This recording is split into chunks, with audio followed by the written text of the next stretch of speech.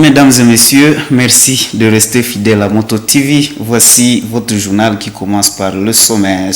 Le syndicat des enseignants du Congo annonce un mouvement de grève à partir de ce lundi 9 mai 2022. Le SIECO Butembo demande au gouvernement congolais d'assurer la paix de tous les enseignants, nouvelles unités. Face aux réclamations des syndicalistes, le directeur de la province éducationnelle Nord Kivu 2 a appelé les enseignants à la patience et au respect du calendrier scolaire.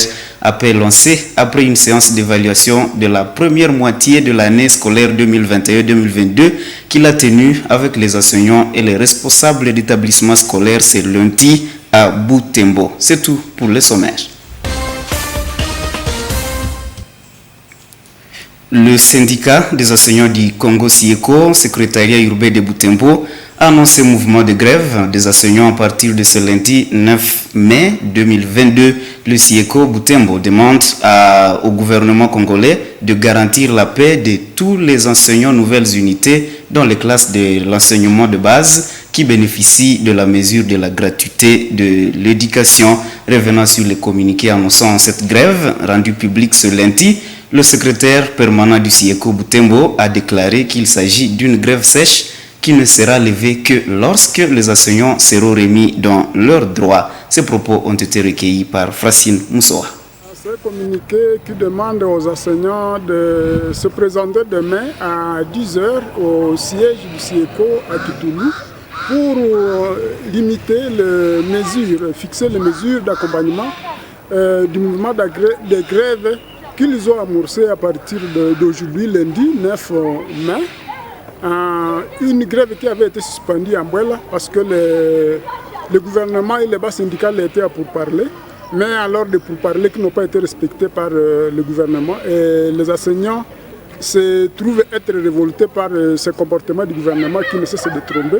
Nous revendiquons la matérialisation des promesses tenues par le gouvernement qui ont été plusieurs fois reprises par le ministre lors de ses rencontres avec les enseignants de gouvernement le 9 avril à Goma, où toutes les nouvelles unités qui tiennent les classes de gratuité devaient être payées, prises à charge par l'État, mais aussi le deuxième et le troisième palier, selon les accords de Bibois, et aussi la suppression des heures salariales, mais aussi une retraite décente aux enseignants qui ont rendu de leurs services.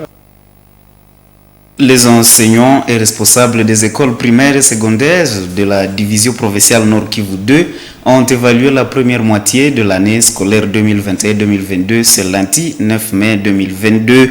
L'assemblée d'évaluation a été tenue en ville de Butembo sous la présidence du directeur de cette province éducationnelle. Le prophète Chalumo Salomon a appelé les professionnels de l'éducation à respecter le calendrier scolaire pour un bon achèvement de la seconde moitié 2021-2022. Reportage d'Elfé Boya. Il est 10h lorsque les activités commencent dans cette salle de la coordination des écoles conventionnées catholiques située à Kitatumba en ville de Butembo. Les enseignants et responsables des écoles, représentants des différentes sous-divisions éducationnelles de la province éducation Nord Kivu 2, ont répondu présents en plusieurs centaines. Au menu, l'évaluation du mi-parcours de l'année scolaire 2021-2022.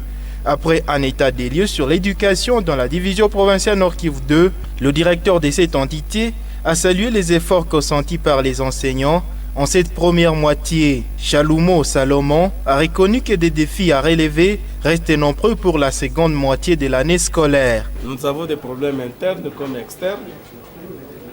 Nous avons des avancées. Et vraiment, il n'y a pas eu grand problème. Le problème seulement, c'est de respecter et de pérenniser la gratuité, voir ce qui marche et ce qui ne marche pas.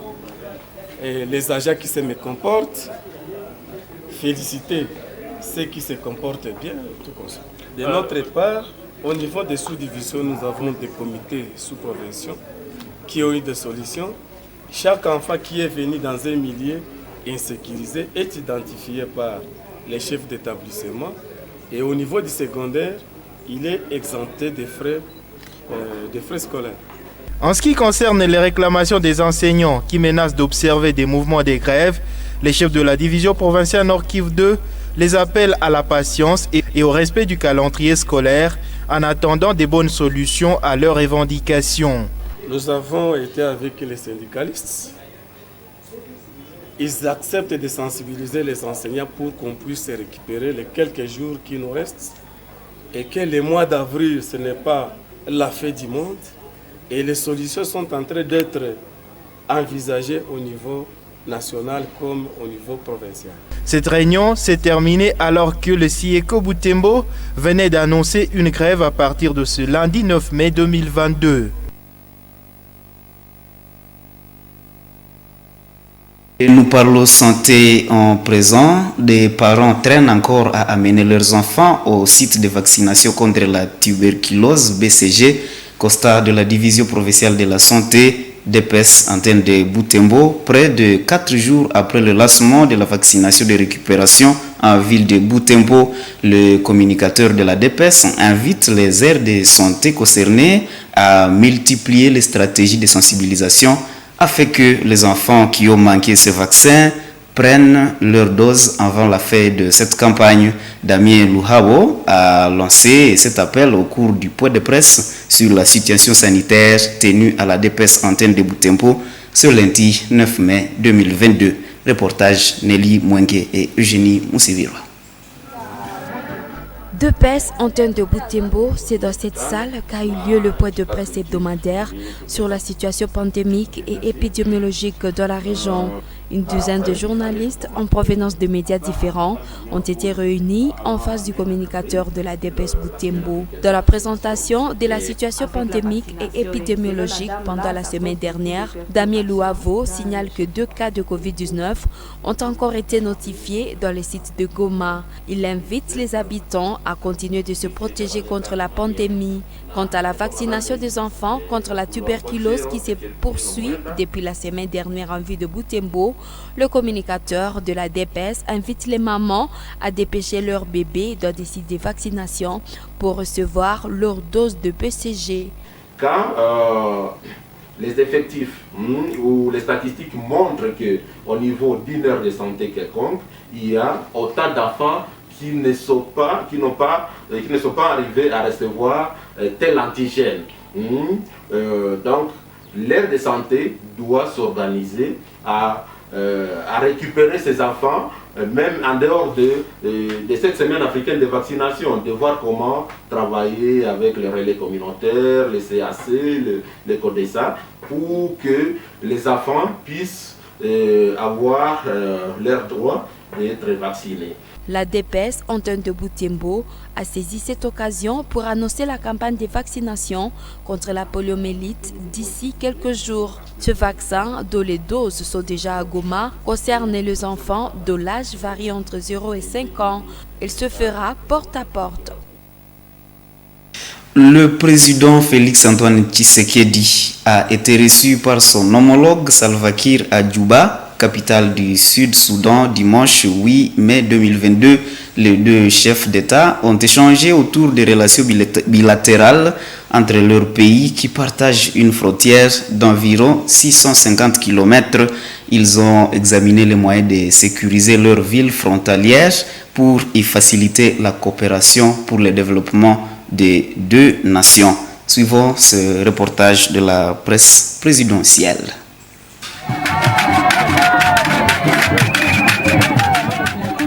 Congolaise sud-soudanaise s'est fortement mobilisée cet après-midi du dimanche 8 mai pour accueillir le président de la République, Félix-Antoine Tshisekedi, et la très distinguée première dame de la RDC, Denise Nyakero. Il était 13h50, heure de Djouba, lorsque l'avion transportant les couples présidentiels a atterri sur les tarmacs de l'aéroport international de Djouba, au Sud-Soudan. Accueilli au pied de l'avion par le deuxième vice-président sud-soudanais, James Wani Iga, et toute sa délégation, les couples présidentiels a traversé la haie d'honneur avant de rencontrer la communauté congolaise qui scandait des chansons pour l'ovationner.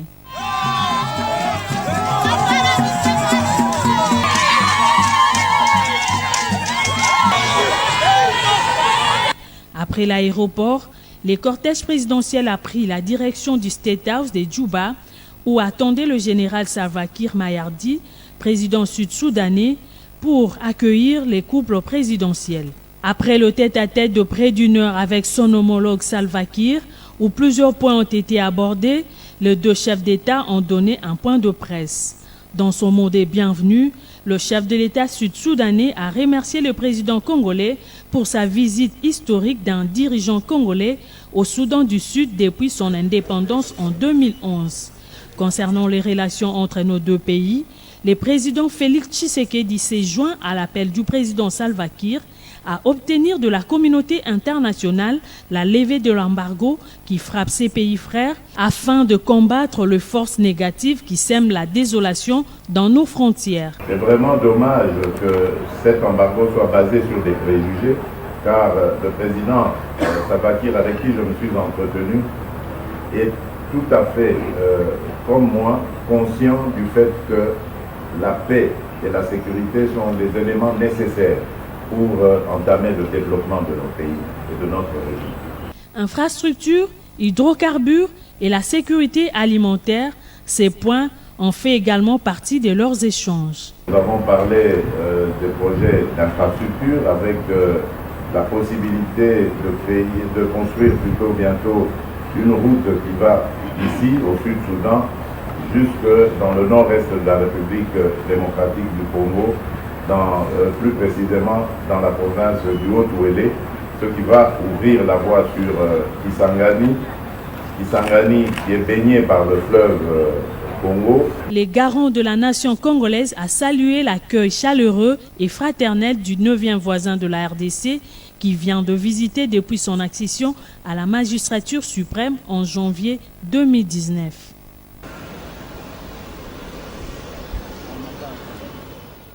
Et après Djouba, le président congolais Félix Tshisekedi s'est rendu à Abidjan, en Côte d'Ivoire, où il prend part au sommet des chefs d'État de la COP 15 sur la lutte contre la désertification et la sécheresse.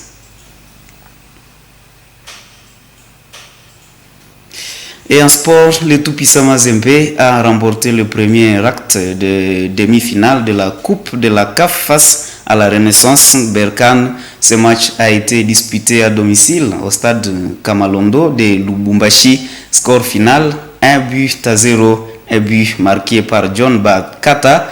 Et dans le temps additionnel de la rencontre très haut dans ce match, les Noirs et Blancs ont intensifié plusieurs offensives, malheureusement presque toutes repoussées par la défense adverse et leur portier imperméable. Cette victoire qui maintient et augmente les chances de qualification à finale pour Mazembe avant le match retour prévu dimanche 15 mai au Maroc.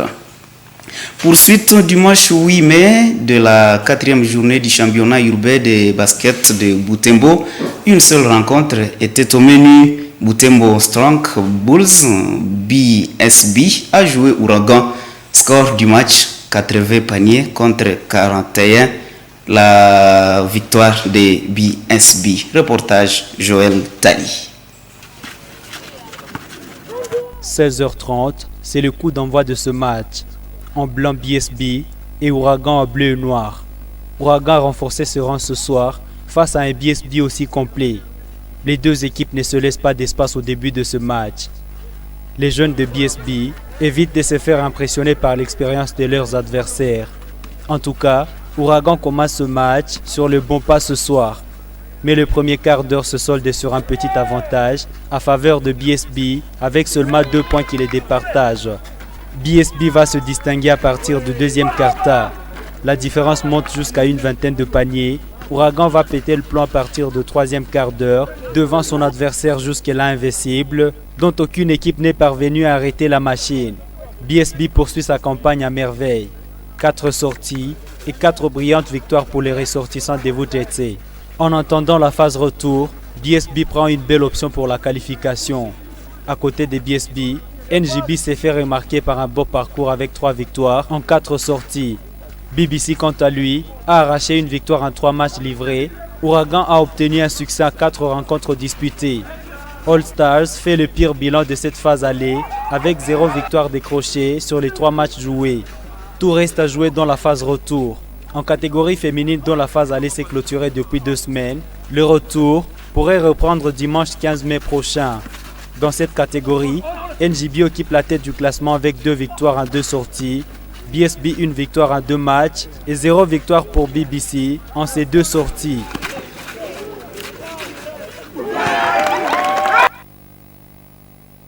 Mesdames et messieurs, c'est la fin de cette édition du journal sur Moto TV. Merci de votre attention.